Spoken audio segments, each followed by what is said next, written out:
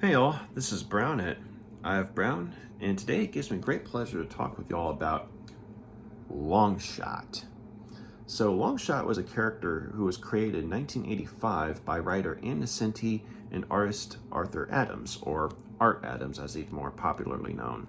So this trade paperback is from 1989, and it collects the 6-issue miniseries of the same name from 1985. So for the creative team, Longshot as a book represents an interesting point in their careers.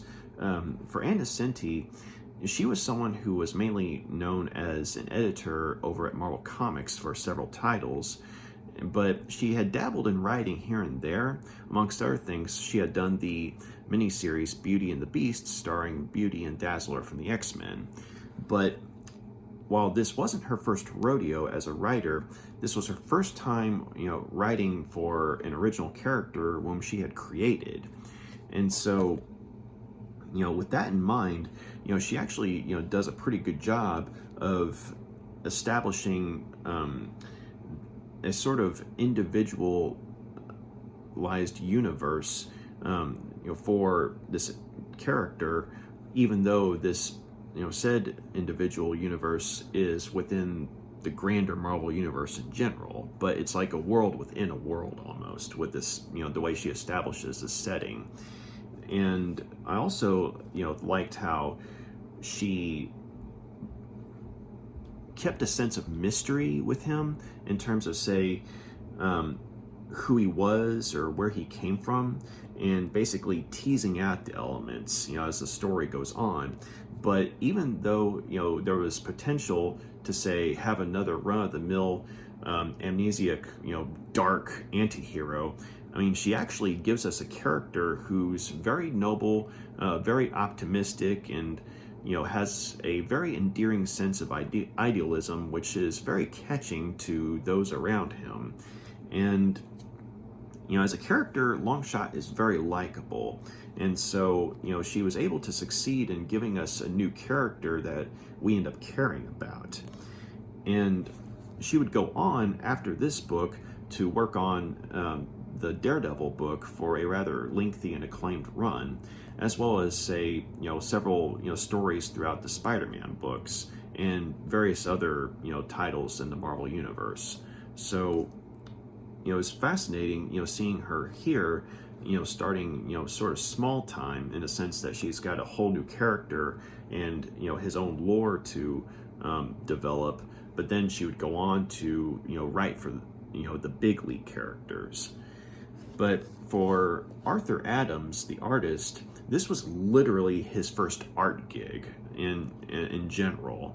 And he came in guns blazing and kicked the door off the hinges and basically brought raw talent and raw enthusiasm and, an abundant amount of artistic energy.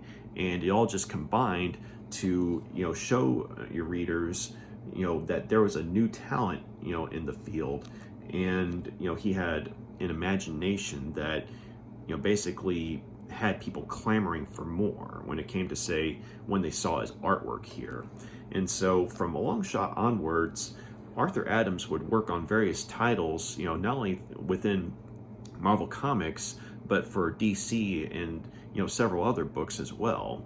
But amongst other things, some people might be familiar with his work on the classic 90s Fantastic Four storyline, Monsters Unleashed, wherein, the characters Wolverine, Spider-Man, Grey Hulk, and the Danny Ketch Ghost Rider, briefly took the place of the original Fantastic Four. And so, if you get a chance, definitely check out Monsters Unleashed, because, it was a good story in terms of writing, and it had some wonderful artwork by Art Adams. But also, one of the things that I personally remember him for is a wonderful adaptation for the classic Universal monster movie, Creature from the Black Lagoon. And Arthur Adams did, the artwork, and I believe I don't remember if he did the writing, but he did the artwork, though. And it was, a treat, to behold, because if you're a fan of Creature from the Black Lagoon, seeing it adapted in comic book form, by an artist as detailed and talented as Arthur Adams, you look at his work here, and then you look at his work on Creature from the Black Lagoon, and you see just how far he's come as an artist. And so, in some ways, I would even argue that the comic book adaptation was, in a lot of ways, scarier than the black and white movie that it was an adaptation of. And he also worked on the creator-owned creator-owned title, meaning that he himself created it, Monkey Man and O'Brien. And so that particular title I haven't read, but I do know that it's considered something of, a highlight in his career. So there's that. But if you get a chance, definitely look up his artwork because it's something to behold. But it all started with this baby here. So the introduction of this book, written by Nocenti, does a good job of, telling readers, what she and Arthur Adams were originally going for when they, worked on this book, and what she was wanting to do when she created this character, when it came to say, what his story was, what his personality was, and what he was supposed to be. Because at this point in time, and even you could argue throughout today, there's a sense of darkness throughout, comic books in general. And she was wanting to bring a sense of optimism and light into this sort of, shrouded universe, if you will. And, because she was talking in this introduction about how, difficult and oftentimes horrible life can be and how brutal it can be. But every now and then something wonderful happens. Maybe it's, a nice sunset. Maybe it's a, rush of wind, through the curtains, or, you hear this wonderful song that you haven't heard in years, or maybe just seeing a smile on the face of someone that you wouldn't even consider, capable of smiling. Moments like that, basically give hope, to, those who are going through a difficult time in their lives. And she was wanting to, basically create a character who embodied that feeling of hope and optimism in this sort of dark time and universe, if you will. And while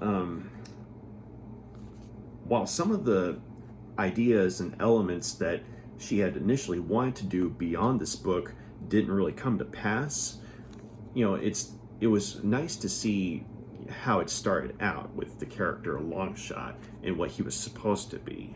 And so, some people, myself included, are arguably more familiar with Longshot, the character of Longshot, as being a member of the X-Men for a time. And he was a character that, if I remember correctly, writer Chris Claremont, had snapped up to be a member of the team. And this was in the, mid 80s, sort of around, the same time, I believe, that the Longshot miniseries had come out. Now, obviously, when Longshot was snapped up to be a member of the X-Men, this was after the miniseries. But, they,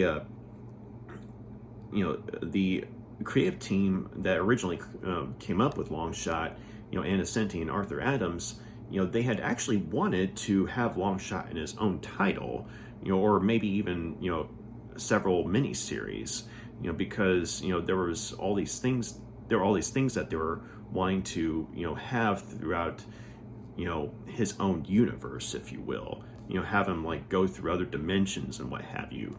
But because he was snapped up to be a member of the X-Men, these things never happened. And so, with his time as a member of the X-Men, he definitely had I guess you could say, broadened sense of exposure to the, comic reading public.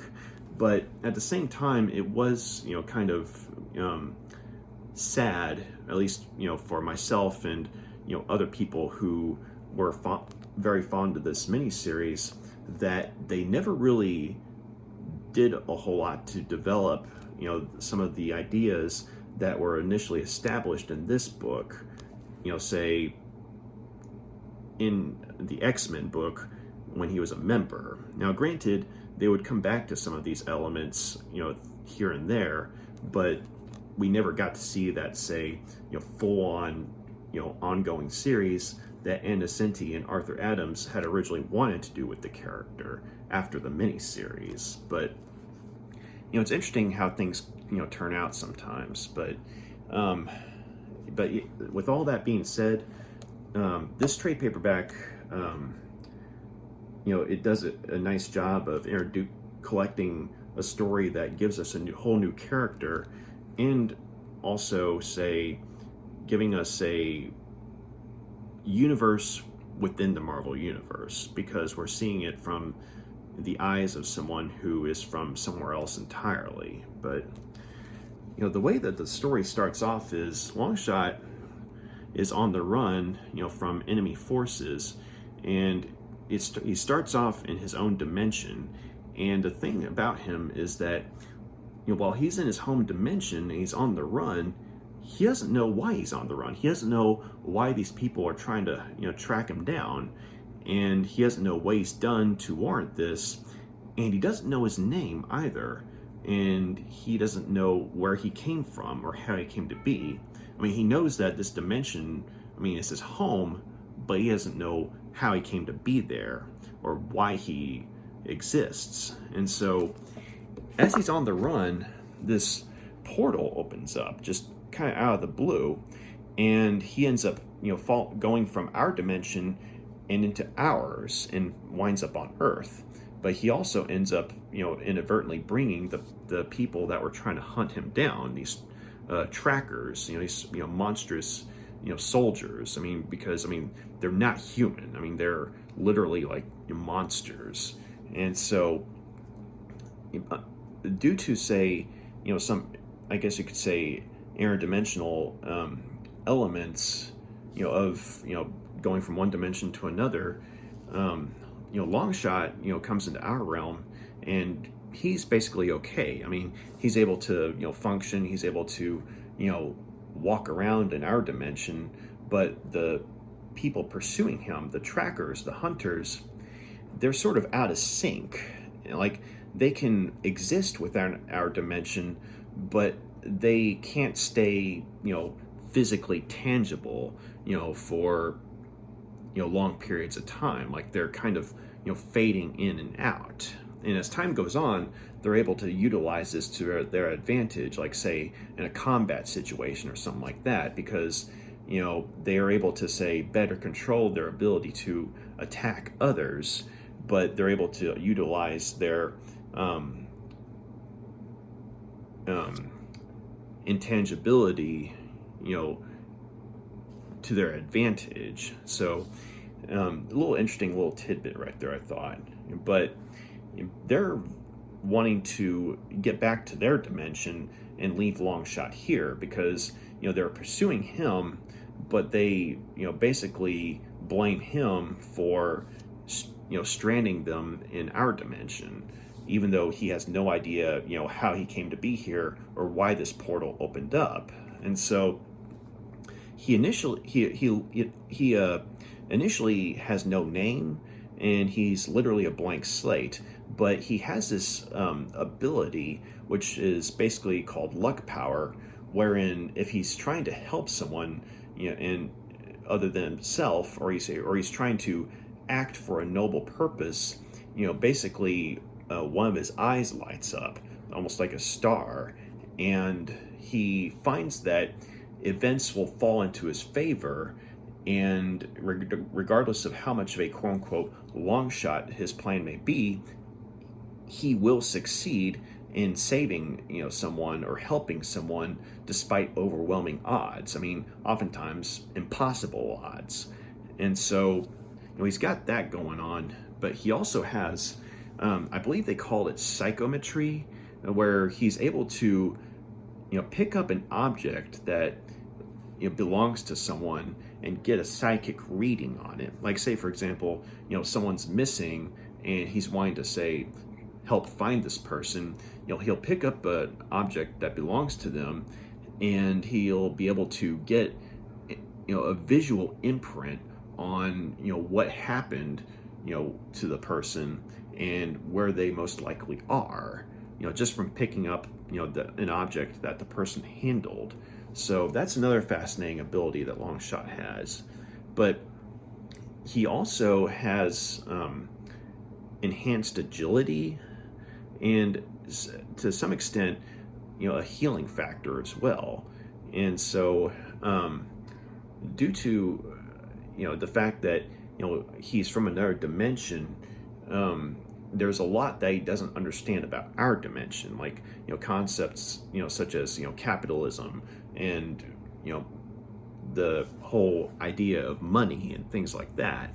But nonetheless, even though, he doesn't know who he is, even in his own dimension, when he finds himself in our dimension, while he is wanting to, figure out how to get back to his dimension, because he senses that, there's something he needed to do, or he was supposed to do back in his own dimension, he nonetheless tries to, find a way to help others and those around him in our dimension, because, even though he's not here by choice, he is here, and for the time, Earth is home for him. And while he's trying to retrace his steps and figure out who he is, there are various events that happen throughout, the series that sort of trigger these flashbacks, and they're fractured flashbacks, but they gradually, build a bigger picture of who Longshot may have been and where he came from and what his purpose was.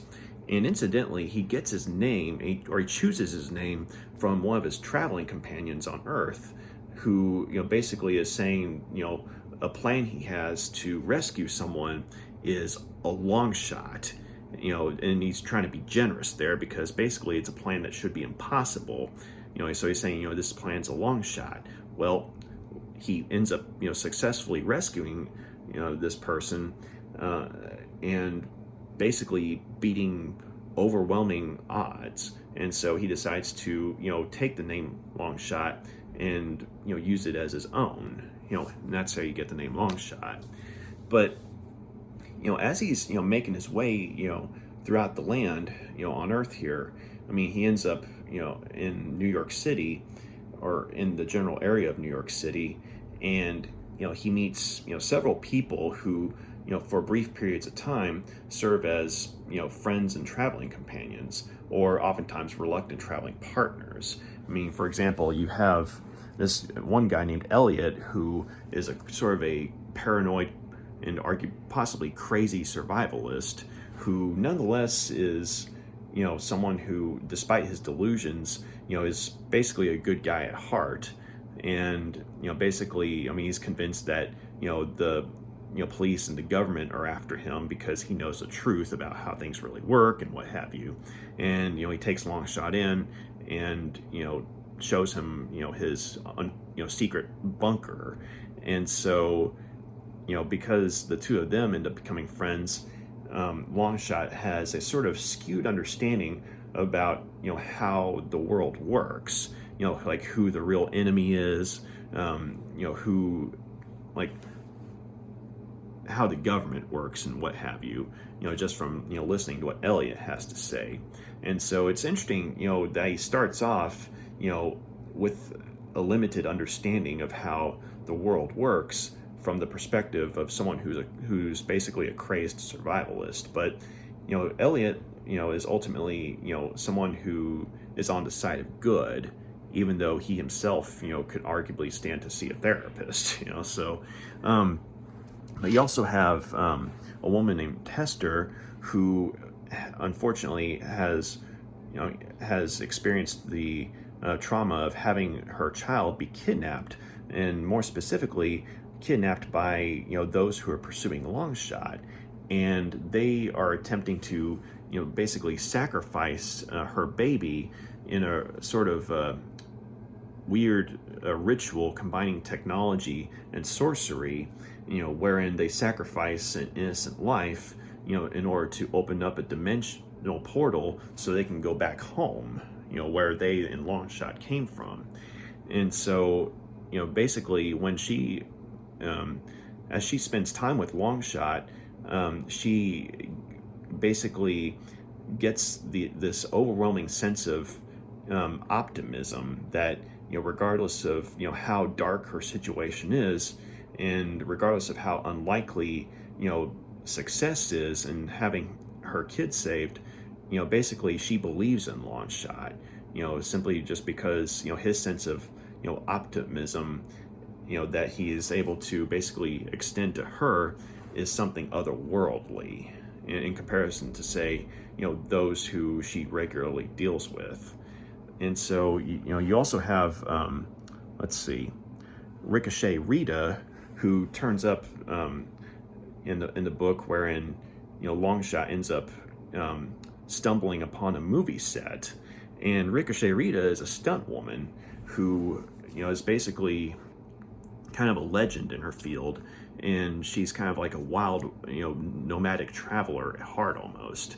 But she and Longshot not only become friends, but lovers as well. And, it's through his friendship and relationship with her, that he really begins to, gain more insight into, say, these fractured flashbacks he has. And so, I mean, you have this really, good, group of characters that inhabit his world and go on this journey with him, oftentimes, for, just one issue here and there. But you also have a character named Theo who is suicidal, almost comically so. And every time he tries to kill himself, because, he's got a wife that's constantly nagging at him. He's got, kids that are constantly tearing up the house. And the same with, their dog. And, he's, getting bamboozled with bills from the government. And so, it's just, he does not like his life. And so, he ends up, trying to kill himself, but ends up crossing paths with Longshot. And Longshot, of course, isn't having any of this guy's, negativity. And he basically drags Theo along on this one particular adventure, wherein he's trying to impart a sense of idealism to Theo and show him that life is worth living. And so while he does ultimately help to change Theo's mind about, committing suicide, he also basically alienates Theo in the sense that Theo ultimately, he goes along with Longshot almost, against his will initially, but then at some point he starts to say, believes Longshot's line about, you can basically accomplish anything if you believe in yourself, right? And so Theo tries, but ultimately, he ends up, while he survives the adventure and decides against killing himself, he ultimately, finds the idea that you can be anything you want to be if you just believe in yourself to be something that's stupid, because, he looks at Longshot and he sees this almost, angelic figure, someone who is, so ridiculously, handsome and, powerful, I guess you could say, for lack of a better term, that, anyone else in his presence just basically looks like a caveman, and by comparison, in terms of, say, how they live and function and what have you, and how they operate. But so yeah, you have little moments like that where Longshot's sense of optimism sometimes backfires, but also in a roundabout way ends up one someone a solid. But as the story goes on, though, you also find out that one of the people that was initially pursuing him is a monster by the name of Magog, who is a sort of a, you can see him on the cover here, and even though the coloring makes him look like he's brown, in the book he's actually sort of this reddish, almost puppy dog like creature, rather, albeit a large puppy dog. And Magog actually ends up helping Longshot on more than one occasion, and sort of goes back and forth between actually trying to be Longshot's friend, but also hating Longshot as well. because it turns out that, Magog was one of the trackers, that he was a part of the team of trackers that was, sent from, that was pursuing Longshot back in his own dimension before that portal opened up. And so, much like, the people that were trying to track him down initially, basically he hates Longshot for inadvertently stranding them, in this dimension and on the planet Earth, but he also ends up hating Longshot, because, much like Theo, he finds himself, looking like a, primitive, monster in the presence of an angel almost, someone who's perfect. And so, I mean, there are moments where it's like, because of, Longshot's optimism rubbing off on him, I mean, he has his own agenda, but there are moments where it seems like he's actually, trying to be, better than he is. Like he's trying to be a better person, if you will, even though he's not technically a person. He's more like a monster, but he's trying to be a better individual, because of Longshot's, optimism sort of rubbing off on him. But he just, finds that because of his nature and, how he was created and how it clashes with, this, sort of sense of idealism that Longshot's constantly projecting. And, basically, Magog ends up, becoming a full-on villainous monster. And so it's interesting because Magog is, as a character, is someone who, when he basically fully embraces his evil nature, ends up, being a legitimate threat. But at the same time, though, when you have these moments where, he's reluctantly, trying to be a better individual than what he was created to be, like when he's trying to say, I guess you could say, embrace the idealism, you see a character who seems to be trying, albeit reluctantly, but then just ultimately gives in to his baser nature. And so you kind of feel sorry for his character, which I thought was interesting, even though he ultimately ends up becoming a very dangerous monster, at the end of near the end of the story, but albeit not a monster without, some sympathy from the reader. But you also have the character of Spiral, who is a six-armed mercenary who, basically was kind of one of the leaders of the group that was going after Longshot. And she has this ability to basically dance, through other dimensions, or other spaces, if you will. And so, basically, she has this strange grudge against Longshot, and it's the reason for her grudge against him is not given in the story, but there is a connection there. And because of that, she basically finds herself at times, basically wanting to kill Longshot, but then at other times she ends up, say, wanting to leave him alone entirely, because, the fact that, her killing him would benefit someone, that she hates more than him. And so, I mean, and this is sort of a dynamic that would continue with the two when Longshot was snapped up for the X-Men book. And so, it was started here, but the main threat, though, turns out to be this really grotesque, morbidly obese, creature named Mojo, who, is basically one of the masters of a race of creatures called the Spineless Ones.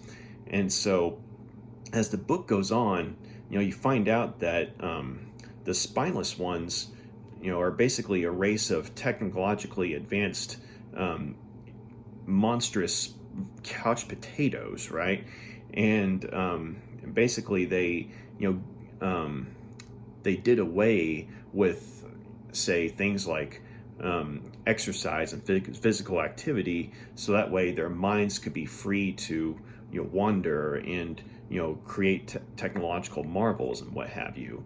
But they found themselves in desperate need of entertainment, though, and so they end up creating sort of a slave race of humanoid individuals, or clones, if you will. And these clones, they all ended up looking like idealized human beings.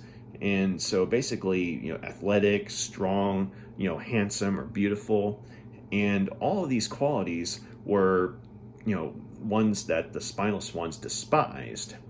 And so basically, because of this, they would have their sort of this sort of slave race fight wars, albeit for entertainment.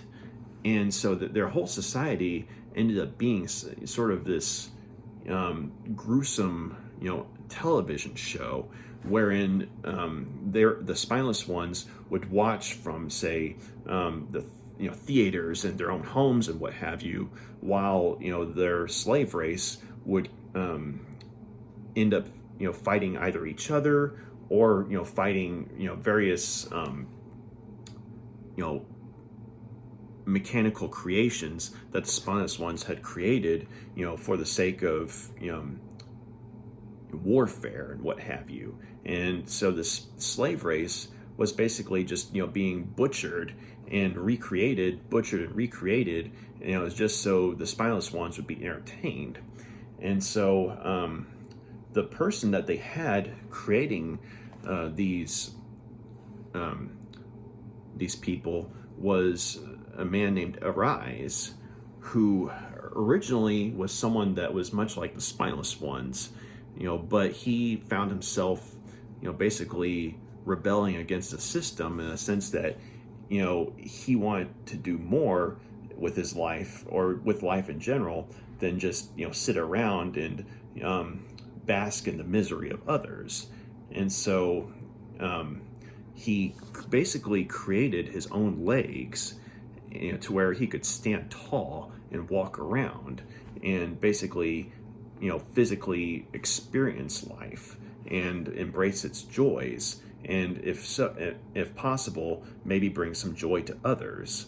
But the spineless ones weren't having it, and so they basically confiscated his tools and everything and forced him to basically work for them and create the slave race. And so a lot of blood is on Arise's hand, albeit not by choice. But he was wanting to, find a way. He was wanting to create a way to fight back, though. And so he created one clone in particular, who would almost be a messiah, if you will. Someone who had a sense of individuality, in a sense of, morality, right and wrong, who would be able to, fight through the mental programming that the spineless ones forced upon the slave race, and possibly become a messianic figure. And so unfortunately, though, the spineless ones got a hold of this information and basically captured Longshot and wiped his memory. But over time, though, enough of Arise's imprint was awakened in Longshot to where he was able to escape. And so that's how he started off. That's how the book starts off, though, with him running, and that's how he got to where he was running.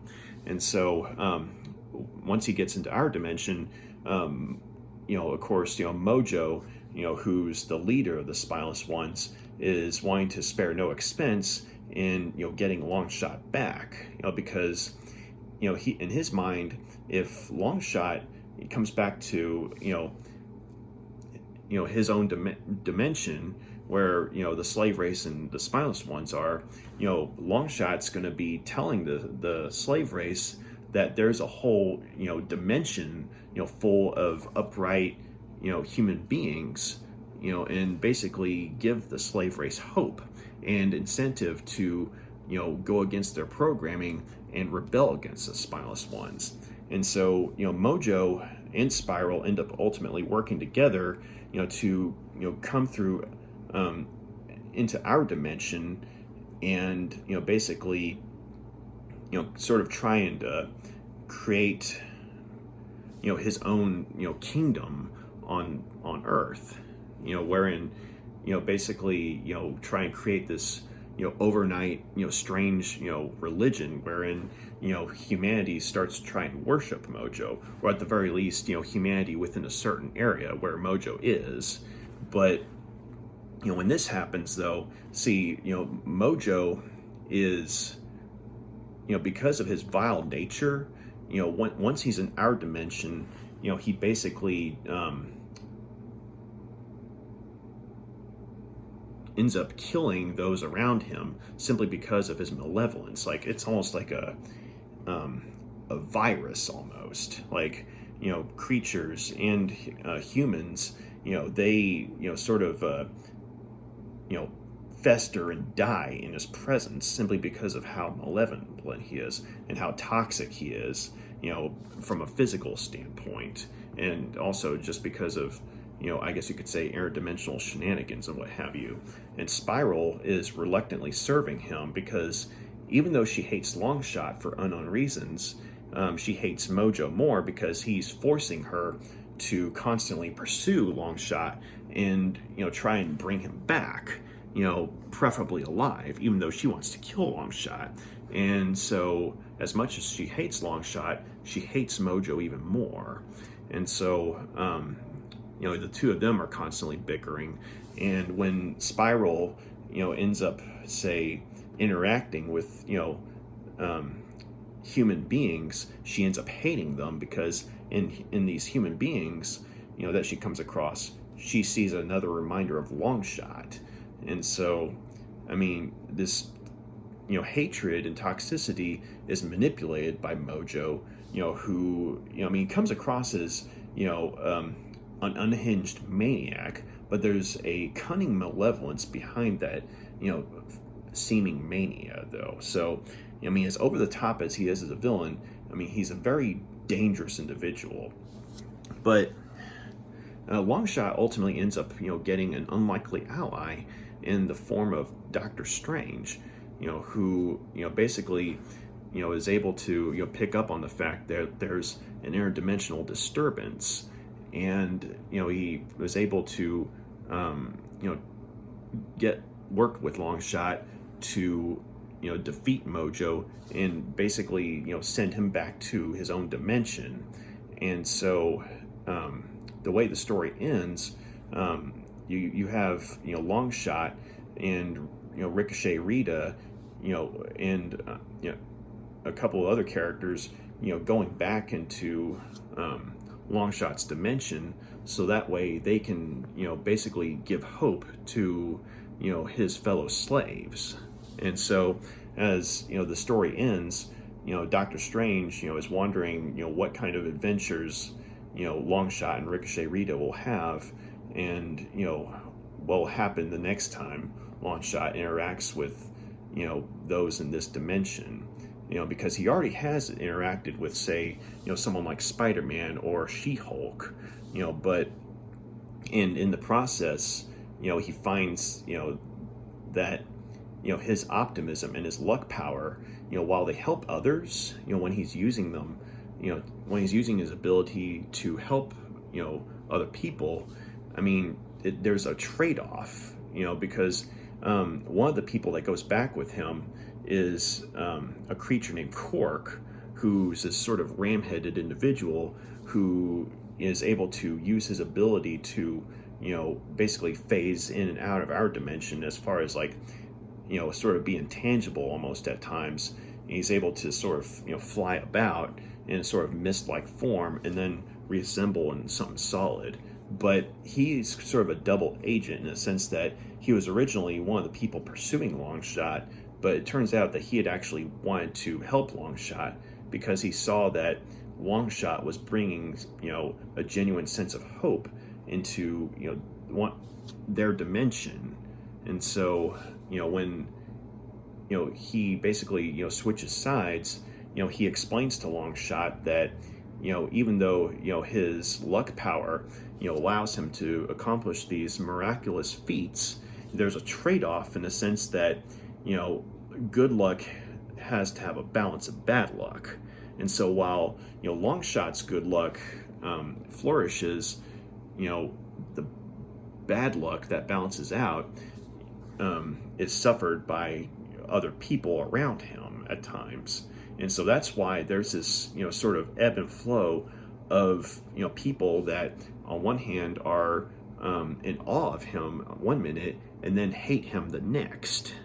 And initially it comes across as, because, to them he comes across as a wishy-washy individual because he doesn't know who he is or how things work in this world, and yet, here he is, this beautiful figure, trying to help other people and those in danger and what have you.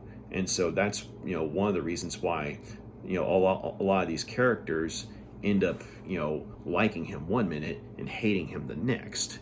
But there are exceptions wherein, people like, say, Ricochet Rita ultimately end up being loyal to him all the way through, even though they suffer the consequences of, being associated with him, unfortunately, at times. And so, so you have that little interesting development. And so, with all that being said, I mean, we have, one story come to a close and a potential another story, waiting in the wings as the story ends here, or as the book ends, I should say. But I actually really liked this particular story, and it's always fascinating when you can see the Marvel Universe through the eyes of someone who is not from the Marvel Universe, like someone who's from another planet or another dimension altogether. And so, Longshot, of course, is from another dimension entirely. And so, I really found, his sense of idealism to be, very endearing and catching as well, because, oftentimes as of late, I tend to review kind of, dark things, I guess you could say, because, oftentimes, the grim stuff, sort of, appeals to me more because it tends to be more relatable, I guess.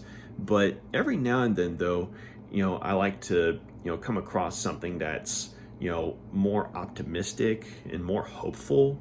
And Longshot basically, has that sense of hope, much like, Ann Nocenti and Arthur Adams had originally intended for the character to, have. And so, you read this book and, you see this character who is basically, because of how he was created, I mean, he's doing, whatever he can to bring hope to those around him. And granted, you do have that revelation later on in the book wherein you find out that the luck power, has a trade-off, unfortunately. But it's not that, he's trying to, it's not that he's using luck power for selfish reasons. Like, he's using it for good reasons. And so when he finds out that, the luck power has a trade-off of adversely affecting, other people, whereas it helps him, he tries to, act accordingly and, rely on himself as opposed to just his luck power. And so, or when he does use his luck power, he tries to, stick to the spiritual, goal of, basically putting others before him and, doing whatever he can to help those in need. And so, I liked seeing him adapt to these situations. And also, it was really amusing, when you see him, learning about life on Earth, from those less fortunate or those who are marginalized or sort of on the fringe of society. And so they have a sort of an odd view of how, the world works. And so they explain it to him as best as they can.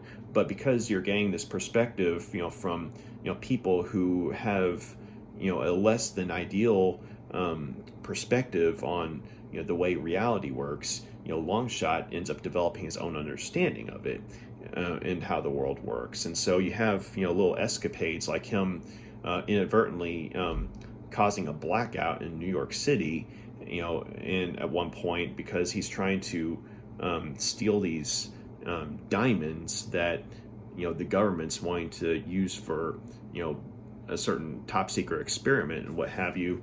And so he's wanting to get these diamonds and give to the people, to the public, people who actually need money. Because one of the things he's told is that hey, if you're going to go out in the world, you need money. Money makes the world go around. And so he takes that literally. And so when he's hearing people complain about how the government has all the money in the world, and yet they keep wanting more from people that can barely afford to pay their bills and what have you. I mean, he's he finds out about these diamonds that are being held at this facility, and basically breaks in to steal these diamonds. But because some of the monsters that were pursuing him end up attacking him at this facility, he inadvertently ends up causing a blackout. And so the news gets photos of him, because he's the only one who shows up on camera. Like the monsters and trackers that are pursuing him don't, for some reason. Something about the interdimensional makeup, I guess you could say. But I mean, he's constantly trying to give away these diamonds to people who seem to need it, but they're all like, no, we don't want something that's hot. And he's like, this isn't hot, it's cold, and things like that. Not understanding that hot means stolen and what have you. And so you have these little funny moments like that, and that all come about because he's trying to do the right thing. He's trying to help other people, but because of his confused understanding, or I guess you could say his confused misunderstanding of what people are saying to him and how he takes things literally, he ends up oftentimes creating more chaos on some level, and so but nonetheless, at the end of the day, I mean, he does do the right thing. And whenever he does genuinely help someone, or his luck power ends up working out, I mean, it's it oftentimes results in some rather moving moments, if you will. And so these moments that come into play, they sort of give you that sense of hope that the creative team was kind of striving for, which I thought was a pretty good mark for them. And also, like, I just thought that the whole idea of the Mojoverse, if you will, which is something that figures prominently in the X-Men series, but was first created here. I mean, it was fascinating to see because on one hand, it looks like a terrifying place, what with Mojo and the spineless ones, running things. But visually, though, I mean, while there's a lot of horror from all that, I mean, visually it looks amazing, though, the way Art Adams draws things, from a technological standpoint. Like you see all this, machinery, alien architecture and things like that. And also, I mean, he has a field day when it comes to, drawing, the soldiers and, creatures from, the Mojoverse. And so you have these wonderful looking characters, such as Spiral and Quark, who, I mean, they just look so unique and alien, that they clash with, the setting of our dimension, but at the same time, they look visually distinctive and original. And it's like, you can't accuse him of, say, ripping other characters off, because these are wholly original characters. And so it's really cool seeing his imagination at work. And while there's a lot of darkness, I should say there's some darkness and horror when the story delves more into the Mojoverse, there are moments of idealism and hope whenever, say, Longshot is able to retrace his roots to where he finally meets his creator, Arise. And there's an almost like, say, paternal vibe that Arise gives off, because it's like Longshot in some ways feels like a lost son meeting his father for the first time. And there's this really beautiful scene where, I mean, Longshot is basically remembering when he, first met Arise, like when he gets his memory back. And so, he remembers, going from this sort of, reddish, purple landscape, which the Mojoverse is, when it's left, untainted by technology, and finds himself, in this shelter, this field almost, with this mechanical shelter where Arise lives. And you see all these beautiful creatures. Some of them are almost mechanical in nature, like these mechanical butterflies. But you also have these multi-armed butterfly fairy-like creatures that flit about and sort of play with Longshot. They sort of flicker in and out of his sight and what have you. And there's this beautiful panel where you see this mechanical steed that Arise has created and gives to Longshot. And so he basically rides off like a hero into a sunset. And so that and so it's like he's off to fulfill his destiny, if you will. And that moment, I thought, it did a good job of showing that even in a place as dark as the Mojo universe, or the Mojoverse, there was hope. And Arise basically saw his goal of creating hope through Longshot fulfilled. And I thought that was a very beautiful moment. And so when you have moments like that, and then you have Longshot's interactions with say the humans that he comes across and interacts with, I mean, that hope, it manifests in many ways throughout this book. And so, granted, whenever Mojo is on hand, like when he comes into our dimension and basically starts manipulating people and basically killing them just with his presence alone, I mean, granted, there is a sense of danger and horror, but at the same time, though, because of the fact that Longshot, has been established at this point as a genuinely altruistic individual, we're pulling for him to succeed against this menace, but we're also, getting the feeling that just maybe he'll succeed, and it's like we end up having faith in his character. And so much like the characters, in the book have faith in Longshot, we end up having faith in him that ultimately things are going to work out and evil will be defeated and good will triumph. And so the way this story ends, that ultimately does happen. And so, and one of the things that I do regret about, say, Longshot being in the X-Men book is that, the relationship that he has with Ricochet Rita, the stunt woman, was very touching, very heartwarming, in the sense that, you have, two people who are from different worlds, basically, making a connection with one another and, falling for each other, despite the fact that they're of a different species, more or less. And, when she goes back to, his dimension with him at the end of the book, I mean, if you look online, I mean, you'll find all sorts of anecdotes about how Nocenti and Arthur Adams had wanted to continue their story in the ongoing book that they were wanting to have for Longshot, but unfortunately that didn't work out. And so while Longshot being with the X-Men definitely made for some fun, unique stories, and he was definitely a memorable character on the team, I don't think that the relationship with Ricochet Rita was ever further developed, because I think it's like she showed up here and there, or she was mentioned, but at the same time, there wasn't a focus on that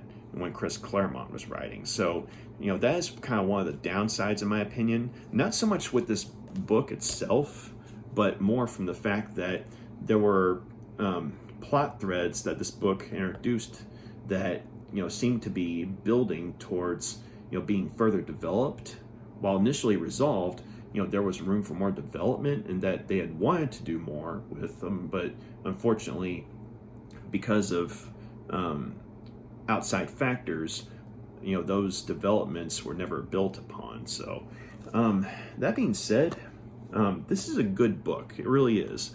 And you have an endearing character, with a unique story and wonderful artwork. And so all in all, it's a fun story. And so I'm going to go ahead and give Longshot 5 out of 5 stars. This was a great book. And so just real quick, I'll show you all some of the artwork here. But you have the cover art. It's Gog and Magog. Then you flip it over. Another piece by Art Adams here. By the way, yes, Arthur Adams did do the cover art.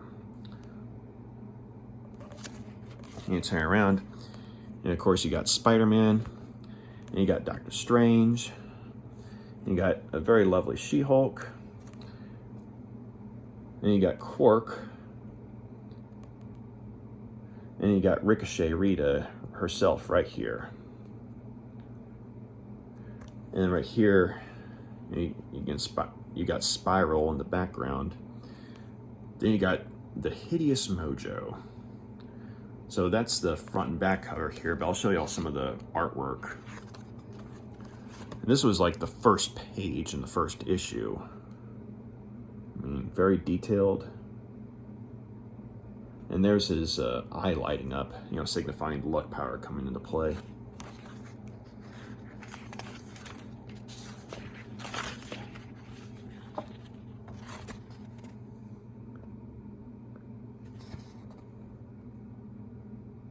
That's Elliot at the bottom of the page right there, the crazed survivalist.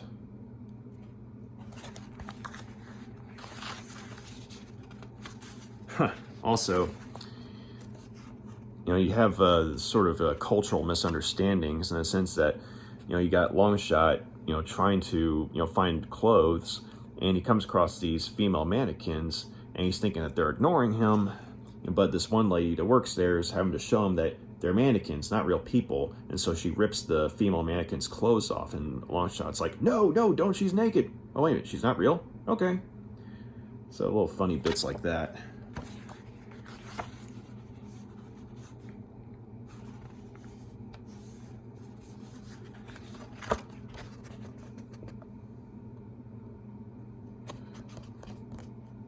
Kind of makes me think of that Disney cartoon, The Old Mill, right here. With the windmill and all, but then again, you got all this sorcery going on here.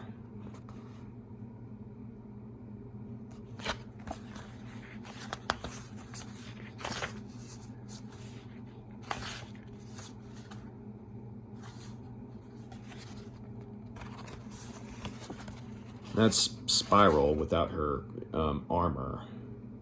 Like she's like Shiva, almost.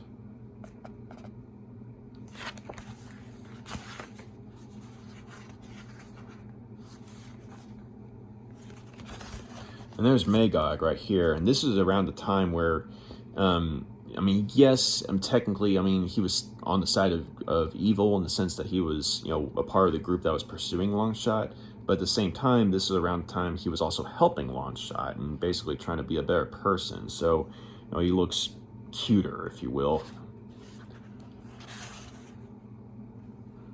That's from the second cover right there.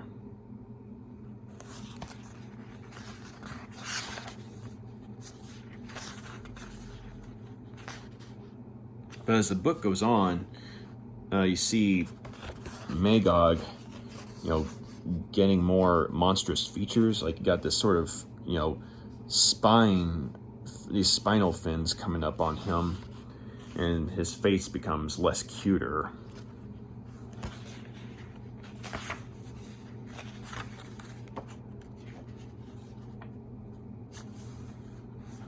And of course, you got some flashbacks. And he starts to remember more about his life as a slave. And of course he's snapping back to reality right there with Ricochet Rita having to help him.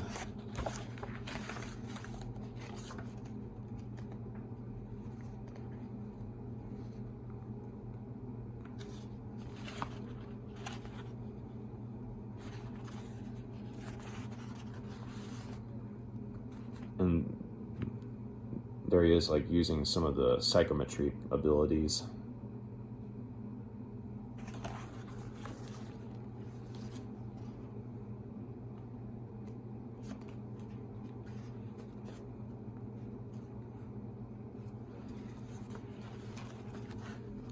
In another moment, he uses the psychometry abilities to read a gun. And of course, when he's, picking up on the memories of who had the gun at one point, it triggers these memories of his time as a slave.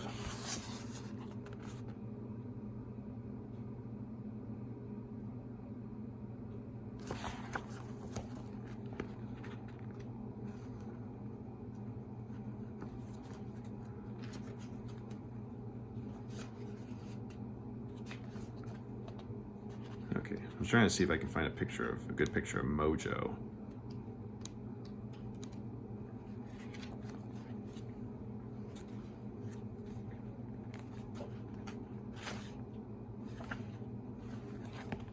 There we go. There he is right here.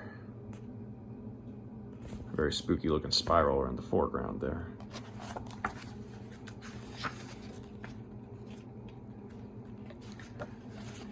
Here's the part I was talking about where Longshot remembers when he meets Arise for the first time.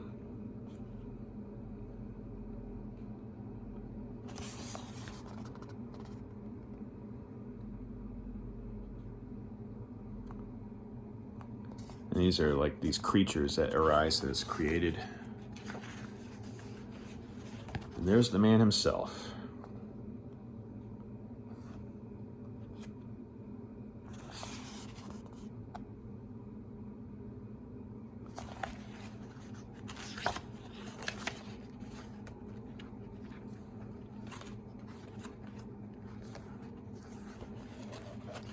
There's Quark. Very distinctive visually.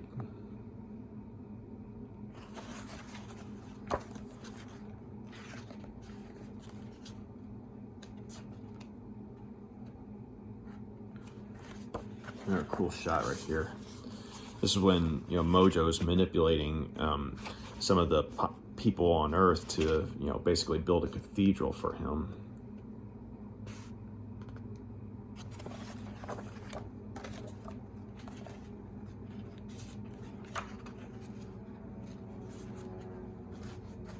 Here's that picture I was talking about where he remembers Arise giving him the horse. Beautiful shot there.